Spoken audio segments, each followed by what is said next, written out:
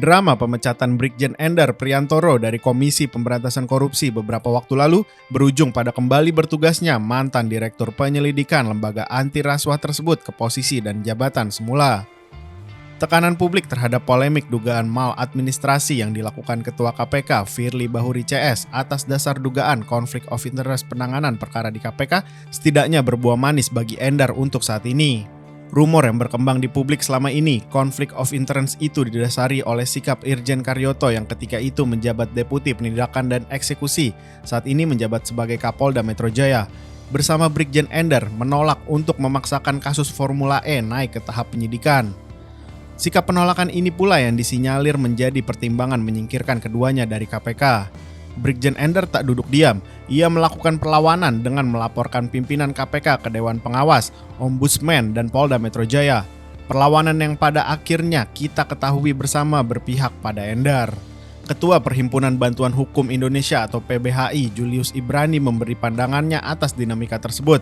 Kembalinya Brigjen Endar ke KPK menurut Julius semakin membuktikan bahwa Dewan Pengawas KPK telah menjadi tim cuci dosa Firly Bahuri. Menurutnya Dewas hanyalah pion-pion catur yang dimainkan oleh Ketua KPK Firly Bahuri.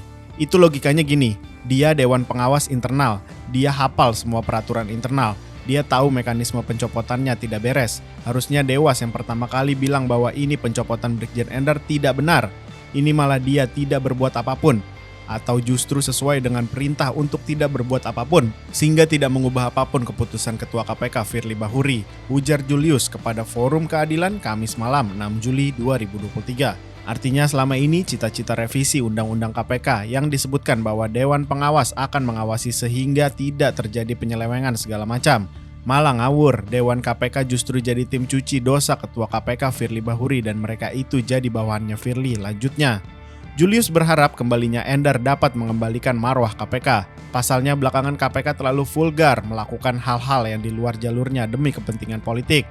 Satu yang pasti bahwa Firly Bahuri sebagai ketua KPK itu mempermainkan institusi negara yang namanya KPK demi kepentingan sendiri. Itu terbukti. Jadi kebijakan dia di luar penegakan hukum bukan untuk kepentingan hukum, bukan untuk pemberantasan korupsi, dan salah satunya adalah pencopotan Brigjen Endar, kata Julius. Julius bilang secara logika sederhananya, ketika Brigjen Endar dicopot dari KPK, lalu surat keputusan atau SK pencopotannya dalam sengketa, maka semestinya yang bersangkutan tidak boleh keluar dulu dari institusi tersebut. Endar mestinya tetap bekerja di KPK sambil menunggu secara hukum keputusan yang final. Apapun keputusan hukumnya, akan tetapi Firly terlalu bernafsu mendepak Endar.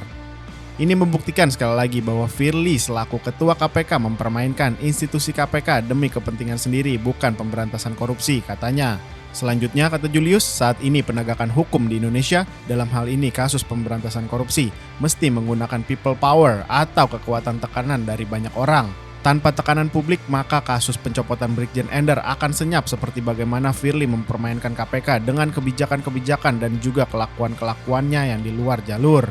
Terlepas dari upaya Brigjen Endar yang luar biasa dan keputusan-keputusan banding administrasi, tapi kalau tanpa tekanan publik, tanpa teriakan masyarakat, tanpa media massa yang menekankan suara kekuasaan gitu, itu nggak akan jalan imbuhnya.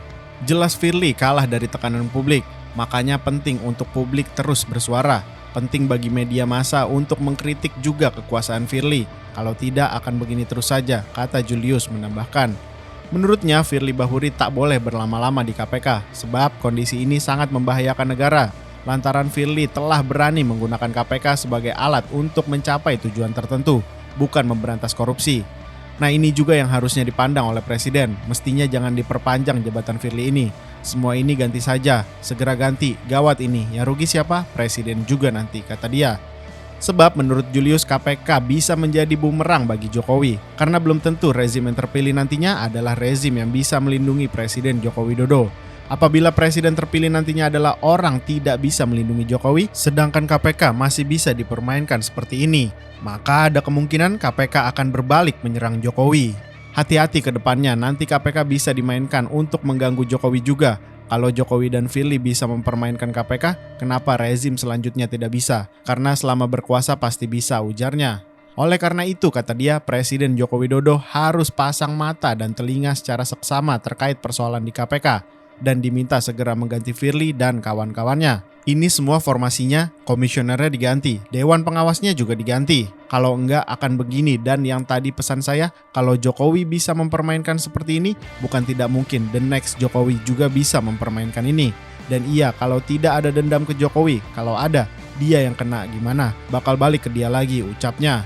Dengan kembalinya Endar ke KPK, kata Julius, seharusnya bisa membawa dampak positif yang signifikan. Endar diharapkan bisa mengembalikan pemeriksaan-pemeriksaan dengan mengurangi atau bahkan mengeliminasi penegakan hukum pemeriksaan yang berbasis intervensi. Endar diharapkan mampu mengembalikan marwah KPK, bahwa KPK bukan alat politik. Kehadiran Endar diyakini tak akan mengganggu kinerja KPK, namun akan menjadi ancaman bagi Firly Bahuri. Kami berharap Brigjen Endar tetap pada posisi berintegritas dan kuat sehingga penegakan hukumnya berjalan, kan gitu. Tapi yang akan terganggu di sini bukan KPK-nya, karena KPK-nya kan berjalan pada relnya yang sebagaimana mestinya. Tapi ini Firly dan kawan-kawan ini yang akan terganggu, kata Julius. Sebetulnya lanjut Julius, tidak pas jika menyebut Endar dan Firly tidak harmonis, sebab yang terjadi di KPK sifatnya lebih ke satu arah, bukan dua arah. Firly sangat agresif menyingkirkan Endar dari KPK. Kalau dua arah kan dua kubu saling berkonflik, maka tentu ada problem sistematik. Ini kan problemnya adalah ketua KPK yang mencoba mempolitisasi dan memasukkan kepentingan pribadi dalam rangka pemberantasan korupsi. Videonya beredar di mana-mana tuh, rekaman suaranya juga beredar di media massa. Jadi justru semakin menegaskan kalau KPK gonjang-ganjing itu akibatnya intervensi, tegasnya. Berbagai fakta yang menyeruak, kata Julius, semakin membuktikan bahwa internal KPK dalam hal kepemimpinan Firly Bahuri sudah absolut kebobrokannya.